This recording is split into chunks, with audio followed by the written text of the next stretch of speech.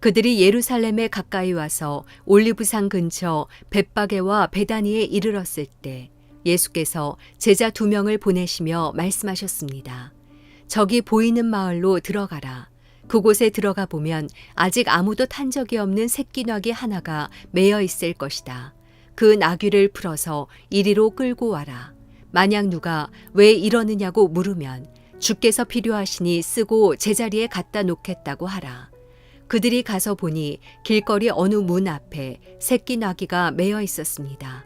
그들이 나귀를 풀고 있는데 거기 서 있던 사람들이 물었습니다. 뭘 하는 것이오? 왜 나귀를 풀고 있소? 그들이 예수께서 일러주신 대로 대답하자 그 사람들이 허락해 주었습니다.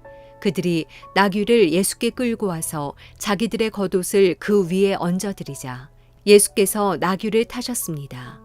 많은 사람들이 길 위에 겉옷을 깔아드렸고 또 어떤 사람들은 들에서 나뭇가지를 꺾어와 길에 깔기도 했습니다.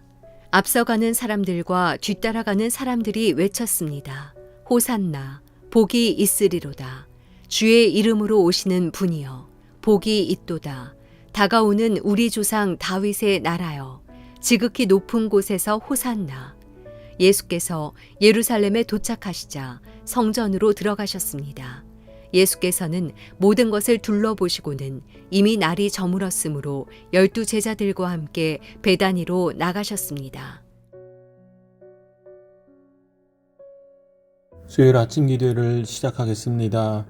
오늘도 주신 말씀 붙들고 믿음으로 반응하며 사는 그런 하루가 되기 바랍니다. 오늘도 여전히 우리는 세상 가운데 속하여 살아가지만 우리가 딛는 모든 그 지경이 하나님의 임재와 통치가 있는 곳이 되기 바랍니다.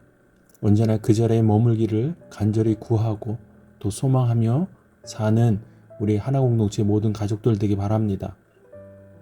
오늘은 마가복음 11장 1절에서 11절까지의 말씀을 함께 나눕니다. 오늘 잘 아는 말씀이 기록되어 있습니다. 예수님께서 예루살렘 성에 입성하실 때에 나귀를 타고 들어가십니다.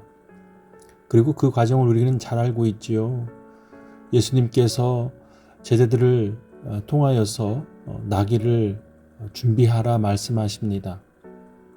준비된 나귀가 아니었습니다.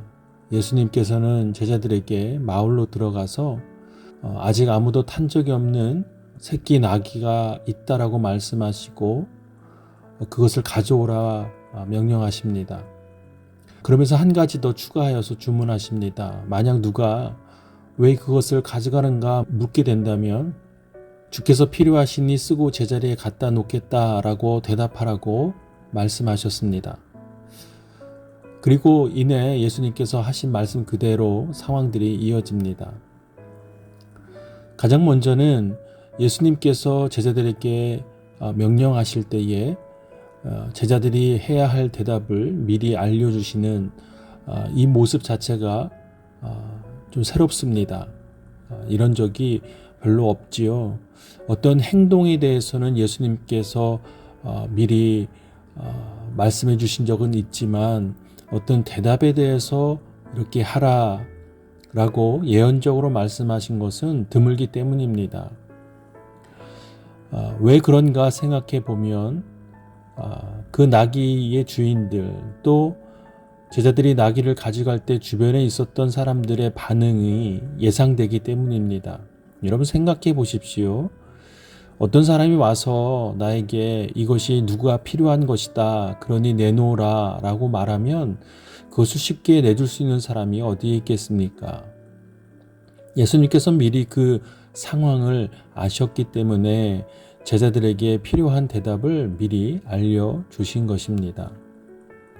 그 대답의 핵심은 무엇입니까? 주께서 필요하시니. 예수님께서 십자가를 지시기 위하여 예루살렘 성에 들어가실 때에 그 새끼 나귀가 필요했기 때문입니다. 그 이유를 간단히 설명하자면 예루살렘 성에 있었던 많은 사람들, 특별히 호산나 다윗의 자손이요 라고 찬양하며 예수님을 반겼던 그 사람들에게 비춰지는 예수님의 모습은 남루하고 새끼 나귀를 탄 그런 모습이었습니다.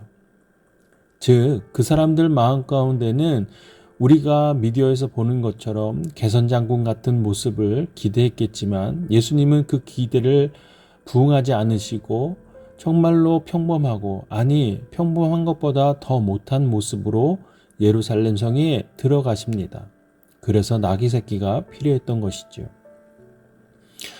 그러나 저는 오늘 이 말씀을 통해서 묵상할 것은 제자들이 나귀 새끼가 필요하다라고 요청했을 때에, 그리고 왜 이것이 필요한가라고 물었을 때에 그저 주님께서 필요합니다 라는 대답을 듣고 아낌없이 또 이유 없이 내어줬던 이 사람들, 또 나귀의 주인, 이 사람들의 모습을 저는 주목해보고 또 묵상해보게 됩니다.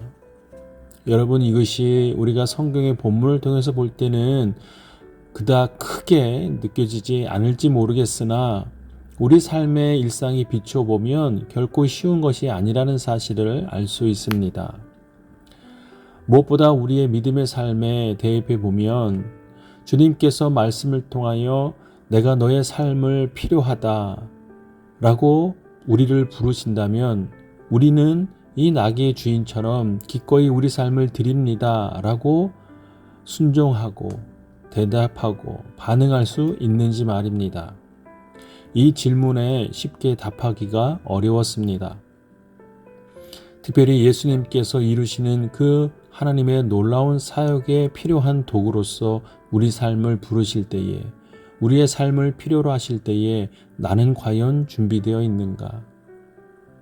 또 계산하지 않고 조건적이지 않고 그저 내 삶을 기꺼이 드릴 수 있는가?